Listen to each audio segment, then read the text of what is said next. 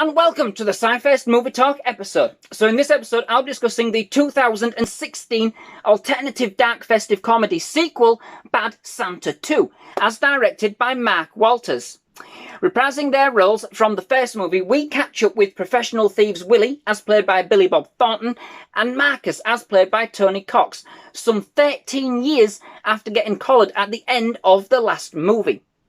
Acting as a Santa and elf double team, they pull off heists requiring their uniquely festive talents and come together once more, attempting to set aside their differences, this time reaching a new low of depravity, in that the con, this time around, is to rob a charity on Christmas Eve. Teaming up begrudgingly this time around with Willie's estranged mother, Sunny, as played by Kathy Bates, they set about working the charity's headquarters, casing the joint and setting forth a plan in motion to take the charity's earnings from their Christmas Santa's collections.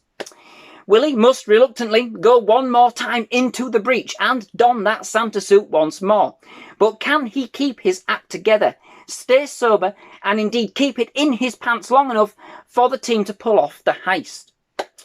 Now, this movie was nowhere near as successful as its predecessor, and indeed, I don't believe has achieved anything like the same kind of notoriety or cult status, and indeed, it's not hard to see why. It has a completely different aesthetic, feel, and energy this time around, and I don't think it goes far enough to kind of either distinguish the movie on its own terms, or indeed bring us a continuation of the story worth putting onto film. Now, I like the film, don't get me wrong, but I agree, this is nothing close to the original in terms of style nor substance. It's as vulgar, but in a completely different way. In the end, this becomes less about its characters than it does about the caper itself, which removes the heart of the original that original had, however warped that might have actually been. This outing tries to bring Willie's antics more mainstream, I think, and indeed, that it does, but therein lies its problem. It's essentially bland. For all of its foul language, outrageous moments, and essentially excellent characters, it just becomes yet another heist-style movie, with nothing really to kind of sink your teeth into, and nothing that really made the original movie so distinctive. This time around, it's crass once again, but it gets weird in places, even by Willie's standards, and that is saying something. But it's all done in for pranks and shock value here, rather than using the language and depravity to tell Willie's story as they did originally. For me, the characters do work once again. There's nothing inherently wrong with any of the performances. Indeed, it's nice to see how everybody's getting along, you know? But that's about it. Billy Bob Thornton does bring Willie to life once again, you know, with his dark, foul-mouthed, sarcastic wit. But this time, all just seems a bit tired. Kathy Bates is excellent as his mum, and indeed really does look like, you know, she's the one that's genuinely enjoying herself. You can see she certainly relished the role, and that at least that makes for some fun. If but antagonistic, family moments between Sonny and Willie. Ultimately, I think the characters were just underplayed and just really undersold.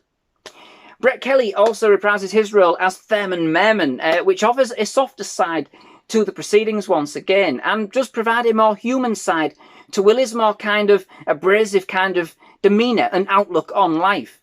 His peppy, never diminished love for life and all things Christmas are pretty much some of the standout and most lovable kind of moments of the film once again.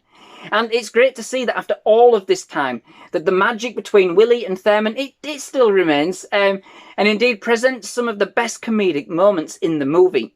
Especially as Willie tries to hand out his version of life advice to Thurman, which, of course, never really seems to be taken by Thurman for the kind of slanted, jaded position that it presents. Indeed, Thurman, he goes on his own personal journey of discovery in this entry. But again, I just felt he was yet another character that wasn't really used to their full potential.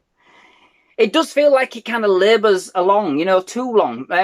Not that any one particular element is kind of really sluggish or overdone, but for some reason it just feels like it drags out more than it should.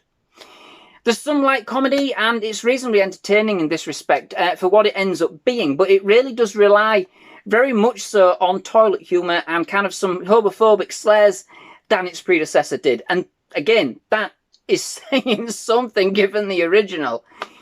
This time around, it feels offensive and vulgar just for the sake of it.